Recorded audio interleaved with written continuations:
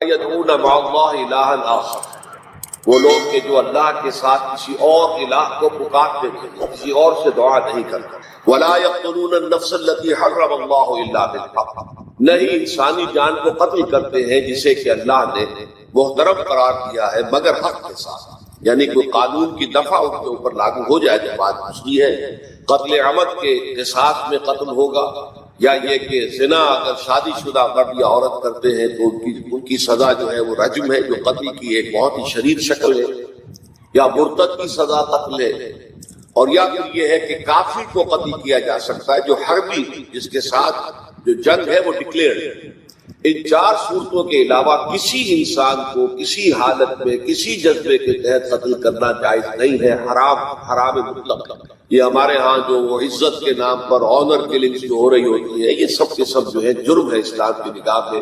کسی کو یہ حق حاصل نہیں ہے کہ اس طرح سے اپنے ہاتھ میں قانون کو لے لے۔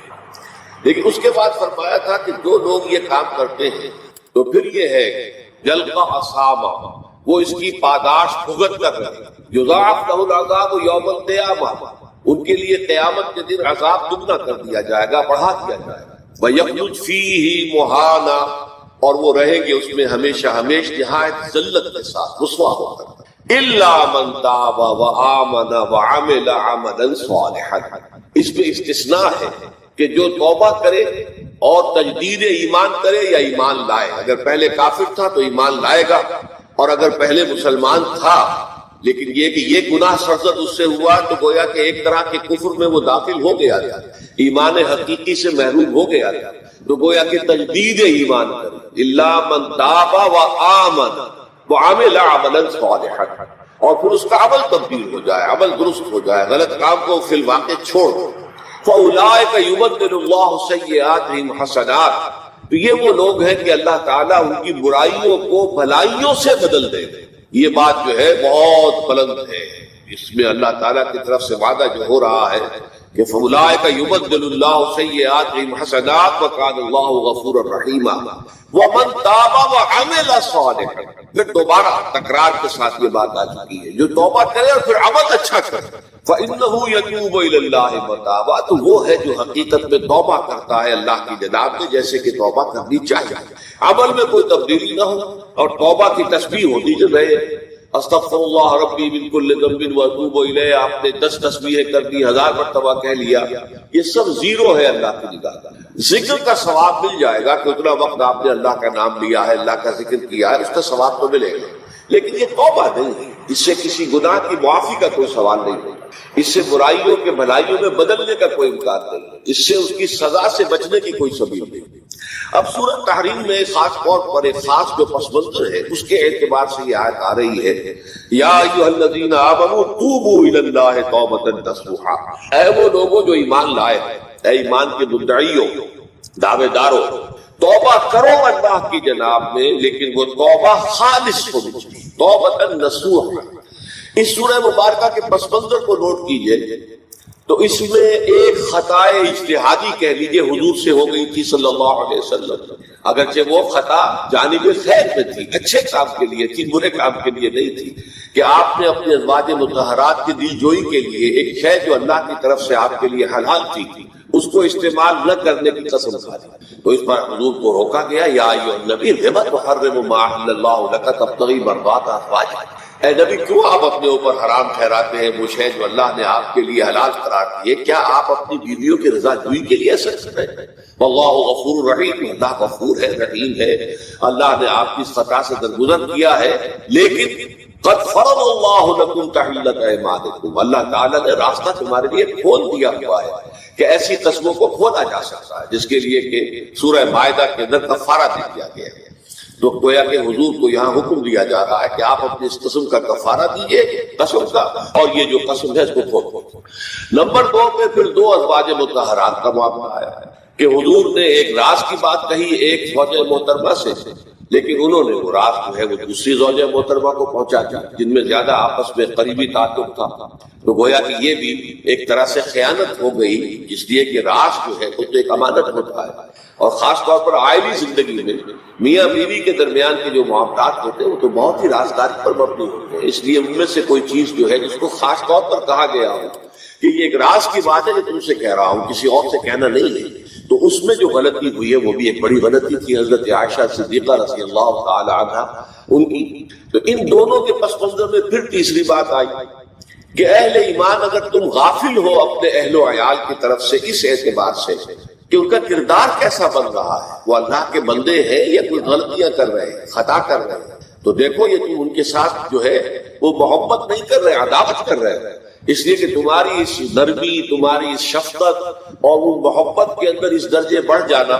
کہ اس میں اللہ تعالیٰ کے جو حرام کردہ امور ہیں ان میں بھی تم ملوث ہو جاؤ، تو یہ گویا کہ در حقیقت تم اپنے آپ سے بھی دشمنی کر رہے ہو اور ان سے بھی دشمنی کر رہے ہو. اپنے آپ سے دشمنی کر رہے ہو کہ تمہاری عاقبت خراب ہوگی، ان سے دشمنی کر رہے ہو کہ ان کی اگر تربیت غلط ہو جائے گی تو گویا کہ وہ جہنم کا نوالا بنا. اب اس تین چیزوں کے پس منظر میں فرمایا جا رہا ہے یا ایھا الذین آمنوا توبوا الی اللہ توبۃ نصوحا، اے ایمان والو، اے ایمان کے دعوے دارو، اللہ کی جناب میں توبہ کرو، لیکن توبہ خالص نصوحا. پہلی بات یہ جانیے، میں نے بھی یہ یقیناً پہلے بھی عرض کیا ہوگا لیکن دہرانے میں کوئی حرج نہیں ہے. عربی زبان میں یہ دو الفاظ بہت قریب ہیں، آبا یعوب اوبن اور تابا یتوب توبت یا توبتن. آبا یعوب اوبن بھی ہوتا ہے واپس لوٹنا، لیکن یہ ہے کسی یعنی مادی چیز کی طرف سے واپس لوٹنا. ایک ہے تابا یتوب توبن یا توبتن، وہ کسی فعل سے، معنوی چیز سے پلٹ آنا، لوٹ آنا. چنانچہ ایک بڑی پیاری جو دعا حضور صلی اللہ علیہ وسلم مانگا کرتے تھے، آپ کی مصنون دعاؤں میں سے جب آپ سفر پر گئے واپس گھر آئے تو گھر میں داخل ہوتے ہوئے آئبونا تائبونا لربنا حامدون، ہم پلٹ کر آ گئے ہیں سفر سے، وطن سے میں پہنچ گئے ہیں، گھر میں داخل ہو رہے ہیں اور ہم اس حال میں بھی اپنے رب کی جناب میں توبہ بھی کر رہے ہیں، رجوع کر رہے ہیں اللہ کی جناب میں اور اپنے رب کی حمد کرتے ہوئے داخل. آئبونا تائبونا لربنا حامدون. اسی طرح آپ آزار جائیں اس کے بعد اپنے گھر میں داخل ہو تو یہ دعا پڑھیں، تو یہ گویا یہ بہت ہی ایک سمجھیے مبارک، بہت اس کے اندر برکات ہوگی. تو اس میں بھی لفظ آبا یعوب اوبن، تابا یتوب توبت، یہ دونوں کے بہت قریب آ گئے. آئبونا تائبونا لربنا حامدون، توبوا الی اللہ. اب الہ کو نوٹ کیجیے، یہ توبہ کا لفظ بھی بہت سے ایسے الفاظ میں سے عربی زبان کے، جیسا کہ اس سے پہلے ہم دیکھ چکے ہیں کہ ایک لفظ ہے رغبہ، رغبہ رغبت، رغبت سے اردو میں ہم بولتے ہیں. رغبہ الہ ہوگا تو کسی شے کی طرف رجحان ہونا، اس کی طرف پیدا ہو جانا، اس کی خواہش پیدا ہو جانا. اور رغبہ عن ہوگا تو کسی چیز سے متنفر ہو جانا، دور ہٹ جانا، دور چلے جانا. فرق ایک ہی ہے، پریپوزیشن کی چینج سے بالکل برعکس نتیجہ نکلا ہے. ومن رغب عن سنتی فلیس منی، جسے میری سنت پسند نہیں ہے، جو اس سے ہٹتا ہے، پیچھے ہٹتا ہے، اس کو ترک کرتا ہے، اس کا مجھ سے کیوں ہے. اسی طرح مالا یمین و میلن، مالا الہ کسی شے کی طرف مائل ہو، مالا عن اس شے سے ہٹ جانا، پیچھے ہٹ جانا، نفرت ہو جانا. اسی میں وہ لفظ کا صاف فقط فقط قلوبکما، تمہارے دل جو ہے وہ تو مائل ہو ہی گئے. سغا بھی الہ ہوگا تو اس کے معنی کسی شے کی طرف مائل ہو جانا، عن ہوگا تو کسی شے سے متنفر ہو جانا. تو وہاں میں عرض کر چکا تھا وَلَقَدْ سَقَتْ قُلُوبُكُمَا، تو اے نبی کی دونوں بیویوں، تمہارے دل تو یقیناً اللہ کی طرف مائل ہو چکے ہیں، توبہ کی طرف مائل ہو چکے ہیں. لیکن زبان سے یہ کہتے ہوئے کہ حضور معاف کر دیجیے غلطی ہو گئی ہے، اس میں ذرا حجاب آ رہا ہے. ظاہر بات ہے شوہر اور بیوی کے درمیان جس طرح کا تعلق ہوتا ہے تو اس میں یہ کہ بسا اوقات اپنی غلطی کو واضح الفاظ میں تسلیم کرنے میں ہچکچاہٹ سی، تو وہ ایک کیفیت تھی کہ تمہارا دل تو مائل ہو چکا ہے، لیکن یہ کہ تم ذرا زبان سے بھی کہو، اقرار. اسی طریقے سے یہ لفظ توبہ، توبہ الہ ہے کسی کی جناب میں توبہ کرنا. جب اللہ تعالیٰ کی طرف توبہ کا لفظ آئے گا تو توبوا الی اللہ توبۃ نصوحا، اللہ کی جناب میں توبہ کرو. اور جب اللہ تعالیٰ توبہ کرتا ہے یہ لفظ جو ہے دو طرف استعمال ہوتا ہے. تواب بندہ بھی ہے، تواب اللہ بھی ہے. اللہ تواب ہے، بہت توبہ کا قبول کرنے والا. بندہ تواب ہے، بہت زیادہ توبہ کرنے والا. وہ حدیث میں آپ کو سنا چکا ہوں، کل بنی آدم خطاؤون وخیر الخطائین التوابون.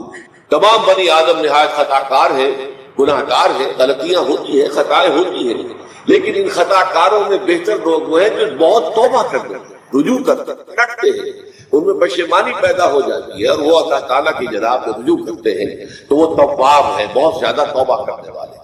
لیکن اللہ کی جناب میں توبہ جب بندہ کرتا ہے تو وہ الہ ہے، تابہ الہ، اس نے توبہ کی اللہ کی جناب میں۔ اللہ توبہ کرتا ہے یعنی اللہ تعالیٰ جو ہے اپنی نظر شفقت اور نظر رحمت جو پھیر دی تھی اس نے کہ ایک بندے نے گناہ کیا ہے، میرے حکم کی جو ہے خلاف ورزی کی ہے، معصیت کا ارتکاب کیا ہے، تو اللہ تعالیٰ اپنی رحمت اور شفقت کی نگاہ اس سے ہٹا دیتا ہے۔ لیکن جب بندہ توبہ کرتا ہے تو پھر اللہ تعالیٰ کی رجوع فرماتا ہے اور اپنی شفقت اور رحمت اور مغفرت کے ساتھ بندے کی جانب متوجہ ہو جاتا ہے۔ لیکن وہاں تابع علی تب علینا، اے پروردگار ہماری توبہ کو قبول فرما، وہ علی کے ساتھ آئے۔ ہم جب توبہ کریں گے تو وہ الہ کے ساتھ آئے گا۔ تو یہاں فرمایا توبو الی اللہ، اللہ کی جناب میں توبہ کرو، پلٹو، رجوع کرو، اور توبۃ نصوحا، خالص توبہ۔ اس کی جو وضاحت تھوڑی سی میں ابھی کر چکا ہوں کہ خالص توبہ سے مراد کیا ہے۔ یہ نہیں کہ بس توبہ کی ورد ہو رہا ہے اور توبہ جو ہے وہ اس کے کلمات زبان سے ادا کیے جا رہے ہیں۔ بعض لوگ ہیں وہ جو آیت کریمہ ہے اس کا سوالات کا ہو رہا ہے، ورد ہو رہا ہے، کتنا ہو رہا ہے، اس کی تسبیح پڑھ رہے ہیں، اس سے کچھ نہیں ہوتا جب تک کہ دل کے اندر گناہ سے نفرت پیدا نہ ہو جائے، حقیقی پشیمانی نہ ہو کہ یہ مجھ سے بہت غلط حرکت سرزد ہوتی رہی ہے، اس کا ارادہ نہ ہو کہ آئندہ یہ کام نہیں کروں گا یا کروں گی، اور یہ کہ بالفعل بھی اس کام کو چھوڑ دو۔ یہ تین شرطیں کم سے کم ہیں ان چیزوں میں کہ جو حقوق اللہ میں سے، اللہ تعالیٰ کے حقوق، ان میں کوتاہی ہوئی ہے، ان میں غلطی ہوئی ہے، ان میں انسان نے کسی معصیت کا ارتکاب کیا ہے، تو تین شرط: حقیقی پشیمانی نمبر 1، جس کے لیے میں نے اقبال کا شعر آپ کو سنایا تھا جو بالکل نوجوانی کے دور میں انہوں نے کہا تھا، اور کسی میں نام بھول رہا ہوں، کوئی بہت بڑے شاعر تھے، استاد تھے، اساتذہ، استاد الشعراء، انہوں نے کہا تھا کہ میاں صاحبزادے اس عمر میں، اور یہ شعر اس قدر اونچا شعر ہے کہ موتی سمجھ کے شان کریمی نے چن لیے قطرے جو تھے میرے عرق انفعال۔ انفعال کہتے ہیں شرمندگی کو، کہ میں جب شرمندہ ہوا کہ میں اللہ کی جناب میں یہ کیا حرکت کر بیٹھا، تو اس سے میری پیشانی پر جو پسینے کے قطرے رونما ہوئے، اللہ تعالیٰ نے ان کو موتی سمجھ کے چن لیا۔ اللہ تعالیٰ کو بندے کی توبہ سے اتنی خوشی ہوگی۔ وہ حدیث بھی میں آپ کو سنا چکا ہوں کہ تم اندازہ کرو، ایک شخص ہے کہ جو ایک ریگستان میں لپودق صحرا میں سفر کر رہا تھا، اس کا ایک اونٹ تھا جس پر وہ سفر کر رہا تھا، اسی پر اس کا جو بھی راستے کا کچھ کھانا وانا تھا، خوراک کی، وہ بھی اس کی پوٹلیاں بھی تھی اور پانی کی چھاگل بھی بندی ہوئی تھی۔ تھوڑی دیر کے لیے وہ ایک درخت کے سائے میں بیٹھ گیا استراحت کے لیے، وہ اسی میں آنکھ لگ گئی اس کی۔ اب جب آنکھ کھلی تو دیکھا کہ اونٹ کھائی۔ اب اونٹ گویا کہ اس کی زندگی کا واحد سہارا، کہاں جائے گا بغیر اونٹ؟ اس دوڑا دائیں بائیں، شمال جنوب مغرب مشرق، سب میں کہیں جہاں تک وہ کر سکتا تھا اسے کہیں بھی نظر نہیں آیا۔ تو پھر وہ اسی درخت کی سائے میں آ کر بیٹھ جاتا ہے موت کے انتظار میں، جب تو موت میں آئے گی، نہ کھانے کو کچھ، نہ پینے کو پانی، نہ سواری کے میں کہیں یہاں سے نکل سکتا۔ اچانک دیکھتا ہے کہ وہ اونٹ تو کھڑا ہوا ہے اور وہ سامان بھی موجود ہے۔ تو اس میں فرق مسرت کی وجہ سے خوشی اتنی شدید ہوتی ہے اسے کہ وہ کہنا تو یہ چاہتا ہے اللہ میں تیرا بندہ ہوں تو میرا رب ہے، لیکن وہ کہہ یہ بیٹھتا ہے اللہ میں تیرا رب ہوں تو میرا بندہ۔ یعنی اتنا وہ اپنے اس میں حواس کھو بیٹھتا ہے خوشی کی وجہ سے۔ اتنی ہی خوشی ہوتی ہے اللہ تعالیٰ کو اپنے کسی گناہ گار بندے کی توبہ سے۔ اب آپ اندازہ کیجیے، یہ ہے جو تشبیہ حضور صلی اللہ علیہ وسلم نے توبہ کی عظمت کے لیے بیان کیا۔ تو اس کے حوالے سے اور میں آپ کو فلسفے کے طور پر بھی بتا چکا ہوں کہ بہت بڑی غلطی جو ہے، جیسے ان دونوں صورتوں کا جو مرکزی مضمون میں نے بتایا تھا کہ خاندانی زندگی میں دو انتہائی کیفیات پیدا ہوتی ہیں، یا میاں بیوی کی موافقت نہیں ہو رہی تو آخری حد ہے طلاق،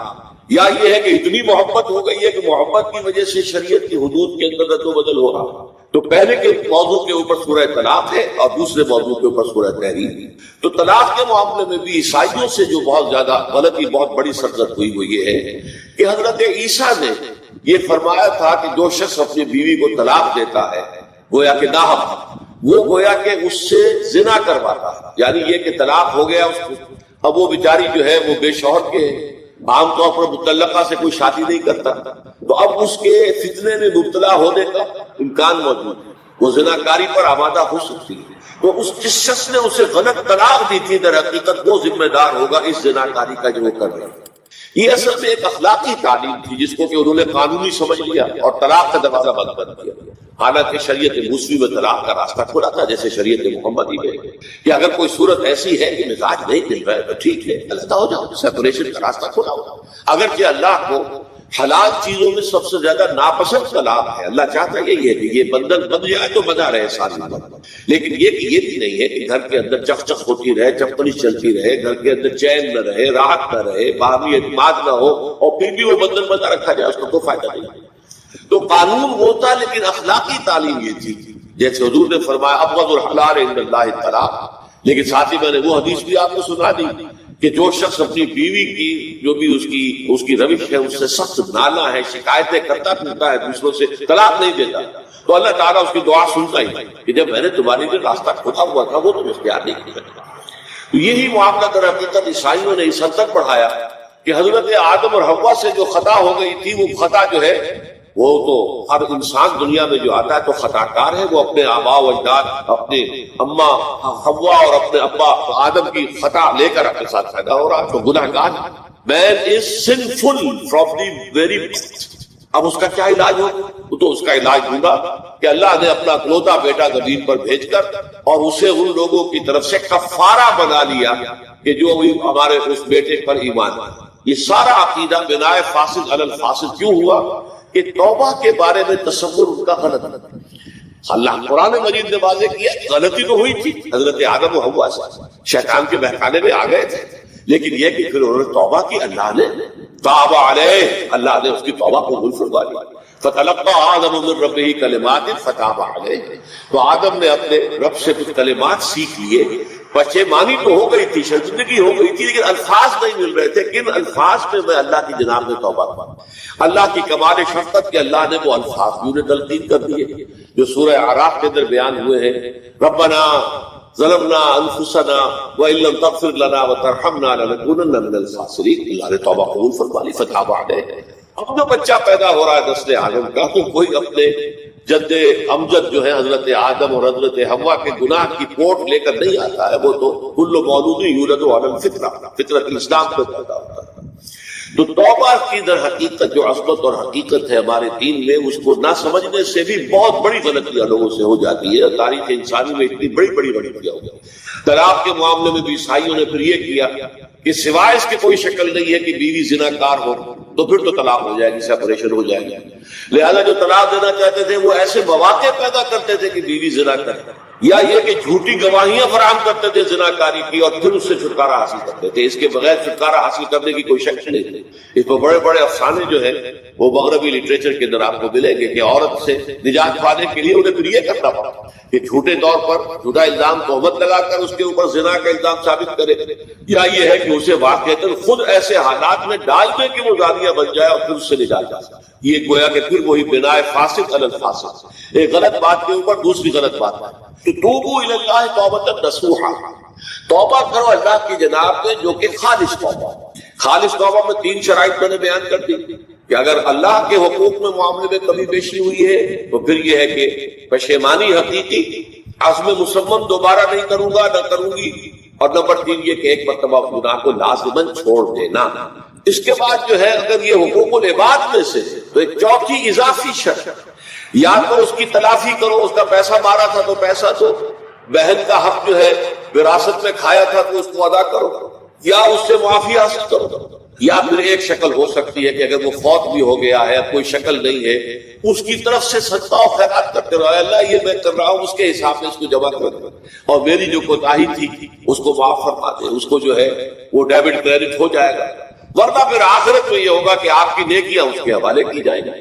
یا آپ کے پاس نیکیوں کا ذخیرہ بھی کافی نہ ہوا تو اس کے گناہ آپ کے پڑھنے میں ڈال دیے جائیں گے. اور اسی کو حضور نے فرمایا کہ میری امت کا اصل مفلس وہ ہے. آپ نے پوچھا اتدرون من المفلس,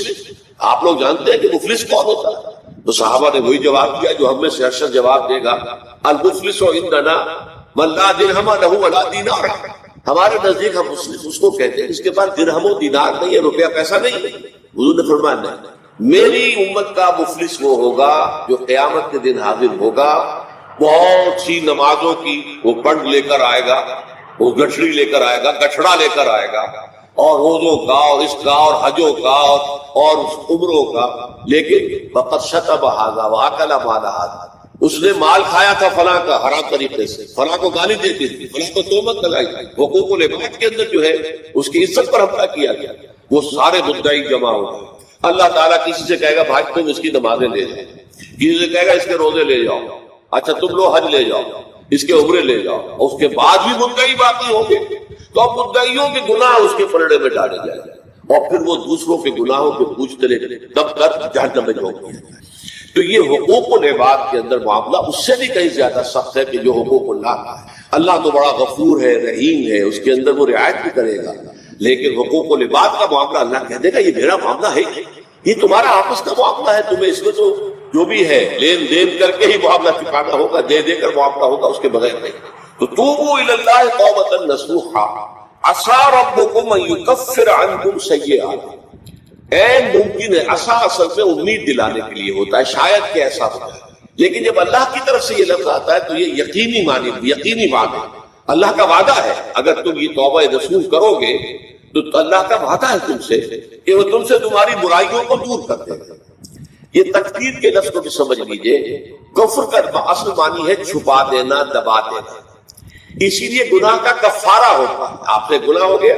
آپ نے کفارہ دے دیا تو گناہ چھپ گیا، دب گیا، اس کے اثرات زائل ہو گئے، وہ آپ کے نامہ اعمال سے اس کو ختم کر دیا جائے گا۔ یہ ہے کفارہ، کفارہ۔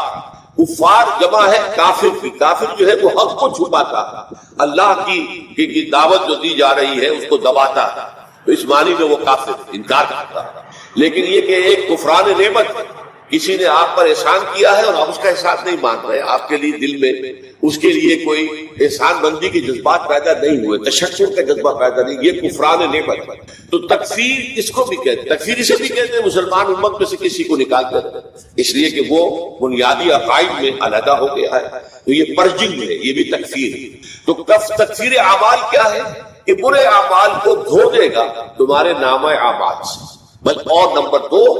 تمہارے دامن کردار سے بھی دھو دے، جو غلطیاں تمہارے اوپر چلی آ رہی تھی اتنے عرصے تک تم کرتے رہے ہو، تمہارا کردار جو ہے اس سے مقدر ہو گیا ہے، اس کے اندر جو ہے خرابی پیدا ہو گئی ہے،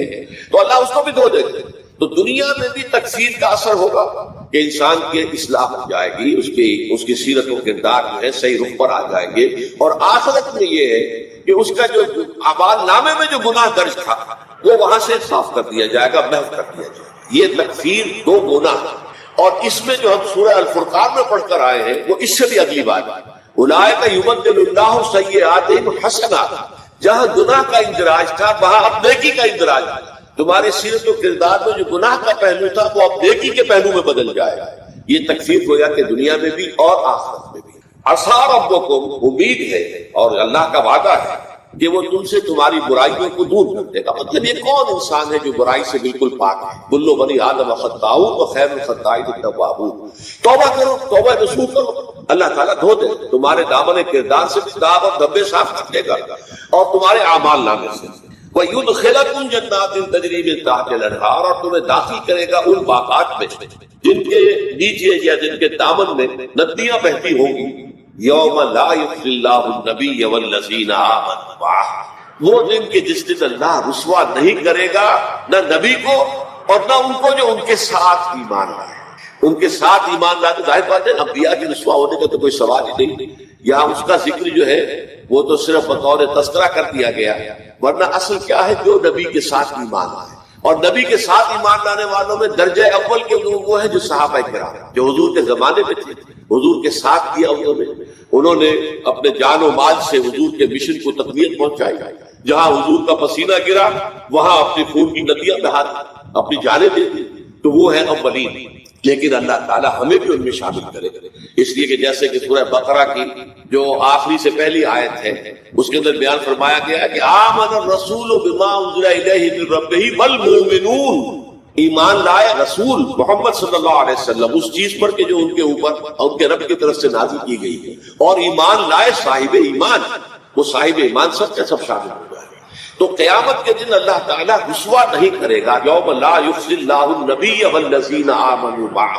جس دن کہ اللہ تعالیٰ رسوا نہیں کرے گا نہ اپنے نبی کو صلی اللہ علیہ وسلم اور نہ ہی ان کو کہ جو ان کے ساتھ ایمان لائے۔ اور یہ آخرت کی رسوائی جو ہے بہت بڑی رسوائی ہے۔ دنیا کی رسوائی انسان جو ہے اس کو بہت ہلکا سمجھے، آخرت کی رسوائی بہت بڑی ہے۔ پوری خلق خدا جہاں جمع ہوگی، پوری انسانیت جمع ہوگی، تمام آدم سے لے کر آخری انسان تک جمع ہوں گے، اور وہاں اگر رؤوس الاشہاد ہمارا پردہ چاک کیا جائے، ہمارے گناہوں کو جو ہے اعلان کیا جائے، تو کتنی بڑی رسوائی ہے۔ اسی لیے یہ دعا مانگتے رہنا چاہیے، اللہم ربنا اجرنا من خزی الدنیا والآخرہ، اے اللہ ہمیں بچا لے دنیا اور آخرت دونوں کی رسوائی سے بچا لے۔ دنیا کی رسوائی یہ ہے کہ آپ کی کسی غلط کام کا چرچا ہو جائے، دنیا کے اندر پھیل جائے، آپ کی جو ہے عزت جو ہے وہ داغدار ہو جائے، اس سے بھی اے اللہ بچا لے، پردہ ڈال دے۔ جیسے کہ حضور نے لفظ استعمال کیا، اللہ یتغمدنی ربی برحمتہ، اللہ یہ کہ میرا پروردگار مجھے اپنی رحمت کی چادر تلے ڈھانپ دے۔ اللہ تعالیٰ دنیا میں بھی ہمیں ڈھانپے رکھے اور آخرت میں بھی ڈھانپ دے۔ تو یہ خزی دنیا والآخرہ، اے اللہ ہمیں دنیا کی بھی رسوائی سے بچائے رکھ اور آخرت کی رسوائی سے بھی بچا دے۔ بارک اللہ لی ولکم فی القرآن العظیم ونفعنی وإیاکم بالآیات والذکر الحکیم۔